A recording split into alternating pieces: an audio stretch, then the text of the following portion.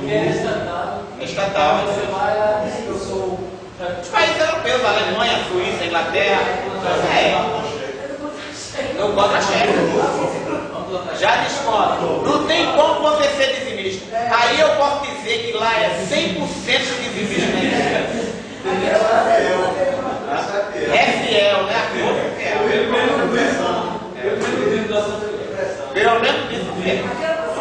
Pelo menos disso são 500. Veja bem. Olha só o que fez mais Lutero. Além de ele ajudar na língua alemã, certo? Com a Bíblia em alemão, Lutero criou um sistema de educação elementar para que o povo pudesse aprender a Bíblia em alemão. Ele criou um sistema elementar. E a execução dessa tarefa foi recomendada aos governos das cidades alemãs numa carta de 1524. Em 1530, ele lembrou aos pais o dever de enviar seus filhos à escola. Incentivou o pessoal a ir para a escola. Certo? A educação elementar compulsória teve desse esforço os seus primórdios. Interessou-se ainda ele pelas escolas secundárias e pela educação universitária. Olha, é dito que o ensino médio e fundamental é a base desse ensino, é exatamente a Igreja Católica. E é dito que o ensino universitário superior, a base da Igreja Evangélica.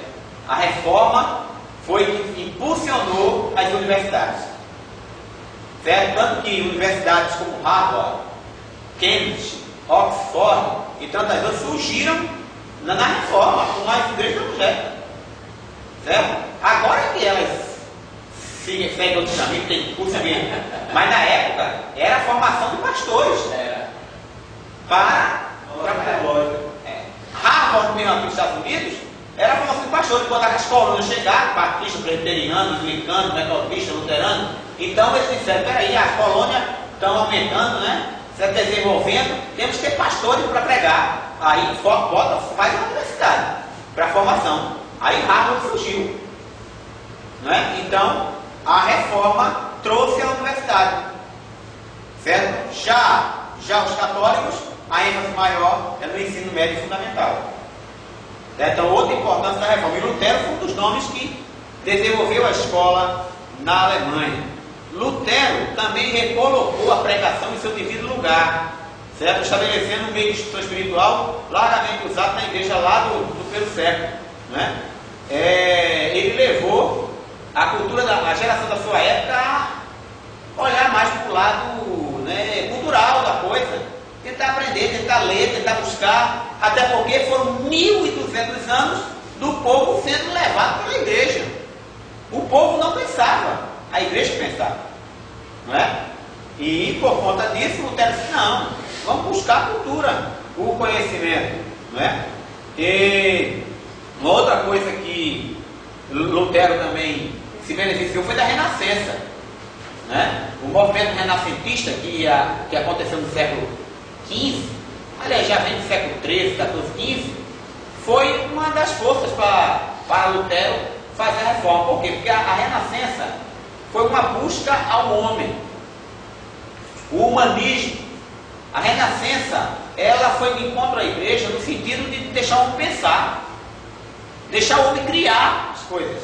Tanto que ali surgem pintores, surgem, né, pensadores, surgem autores de romances como Romeu e Julieta, de William Shakespeare. Surge um monte de áreas que o pessoal começa a desenvolver: a arte, o comércio, né, as poesias, enfim. A Renascença puxa isso. E o homem começou a olhar só ele mesmo. A Renascença pregava um humanismo, ou seja, o homem em si, ele próprio pode resolver tudo, ele não precisa de igreja. Aí Lutero se aproveita desse individualismo da Renascença para pregar que a Bíblia também já dizia isso: a alma que pecar, essa morrerá. Cada um de nós dará conta de si mesmo a Deus. E aí Lutero se aproveita da Renascença para mostrar às pessoas que não era uma igreja no todo que direcionava o que o povo devia fazer, mas individualmente a minha fé com Deus. Lutero se aproveita da Renascença para isso, o movimento renascentista. Se bem que a Renascença, ela buscou essa liberdade, mas ela ficou ao lado ao lado da Igreja Católica. Quer dizer, conseguiu uma liberdade, mas o próprio Papa, não me lembro o nome dele agora, não me lembro o nome dele, não sei se foi Sisto V, eu acho que foi Sisto V, que é a Capela Sistina, é em homenagem ao Papa Sisto, que é Sistina. Eu acho que foi Sisto V. Foi um Papa renascentista até a alma, né? Mostrando que a Renascença, ela foi um movimento de liberdade, mas foi simplesmente ligada à Igreja Católica. Agora, a Reforma não. A Reforma quebrou aquele cordão umbilical, né?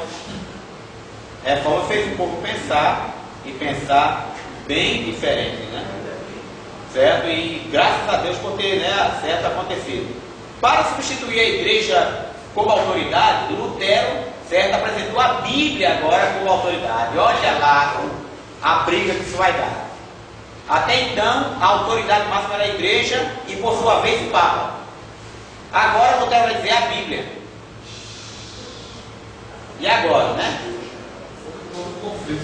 Conflito terrível.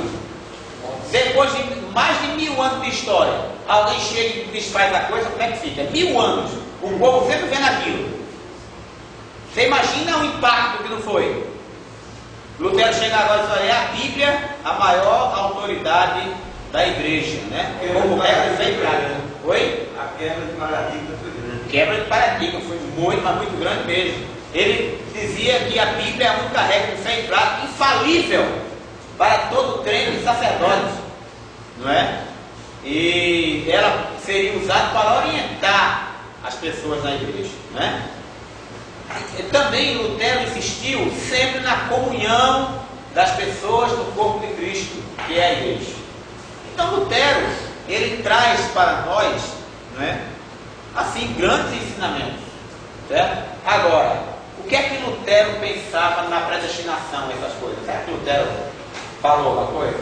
Lutero disse o seguinte: eu aceito a predestinação, agora jogo fora, certo, a predestinação para a condenação, que é o pensamento lá do calvinismo.